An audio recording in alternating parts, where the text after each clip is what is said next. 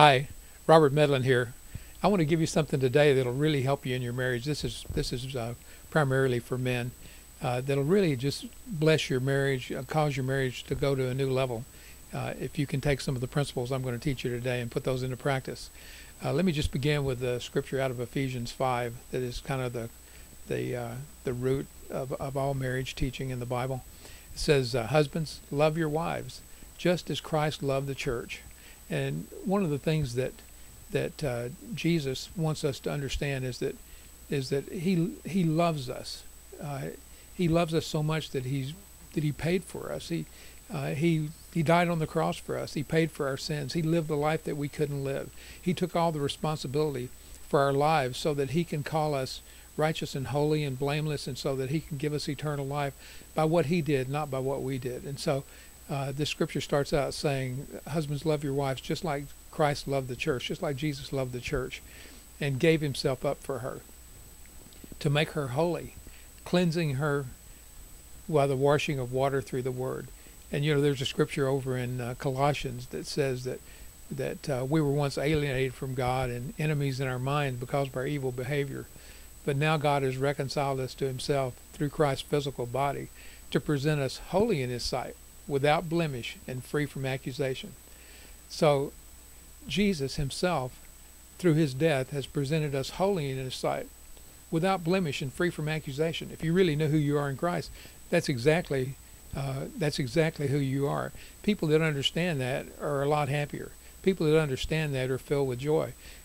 So many people are just don't understand that they're saved, that they're going to heaven, what Jesus has done for them. They're looking at themselves all the time. They're looking at other people. They're not even sure they're going to go to heaven. Jesus wants us to be absolutely secure and sure that we're going to go to heaven. And in the same way, he wants our wives to be absolutely secure that we love them. He wants them to be absolutely secure. So he's teaching us here, husbands, love your wives just as Jesus loved the church and gave himself up for her to make her holy, cleansing her by the washing with water through the word. So Jesus washes us. If you look at my videos, we talk a lot about righteousness by faith. Jesus just cleanses us through all the scriptures, washing us with the water of his word, that we're righteous and holy in his sight. We're without blemish. We're free from accusation. We're going to heaven. We're already seated in heaven with Jesus. He just makes us feel secure through his word. And so he's saying, do this for your wives.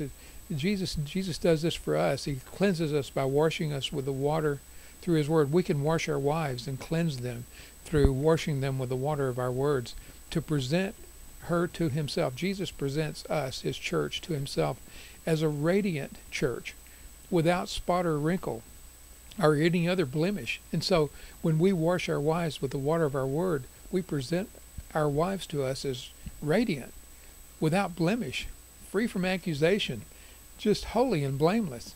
And so Jesus does that for the church. We do that for our wives. In the same way, husbands ought to love their wives. So Jesus wants us to love our wives just like he loves us. And so our wives, Jesus made us different. He's the creator. He created us different. Men have a need for respect, and women have a basic need for security and love. They need to be loved. And so whenever you say something harsh or you say something critical to your wife, it causes her to not be radiant. It causes her to not be beautiful. It causes her to sometimes get upset, sometimes to get mad, sometimes to lash back at you. Any criticism that we have of our wives is going to produce harshness. It's just like religious people, that are real religious about the law and about real critical of other people. I'd hate to be around those type of people very much, because they're just so critical and they're so mean-spirited. And so just the same as a wife doesn't want to be around somebody that's critical all the time and mean-spirited towards her. Well, you might say, well, they're doing stuff that's wrong. Well, Jesus overlooks what we're doing wrong. He already paid the price for us, and so he just looks at us and causes us. He washes us with his word. Say, you know what? You're beautiful. You know what? You're holy. You're righteous. You're blameless. You know what? You're already seated in heaven with me. You don't have to worry about a thing. See, Jesus washes us with his word, with the water of his word, and the Lord wants us to wash our wives with the water of our word, to tell them how wonderful they are. And so we just keep telling them how blameless they are. You know, you're the most beautiful woman in the whole world. I'm so glad Jesus put us together, that you're my wife. I'm the most blessed man in the whole wide world. I'm so thankful for you. You're a great mother. You're an awesome cook. You're an awesome housekeeper. You're just wonderful. Well, you might say, well, how could I say that? It's not true. Well, if you don't say that, you're going to have a mess on your hands. You're going to have a wife that's upset. There's a wife that's unhappy, a wife that just gives up trying to please you, because she wants more than anything to please you and have you be happy with her.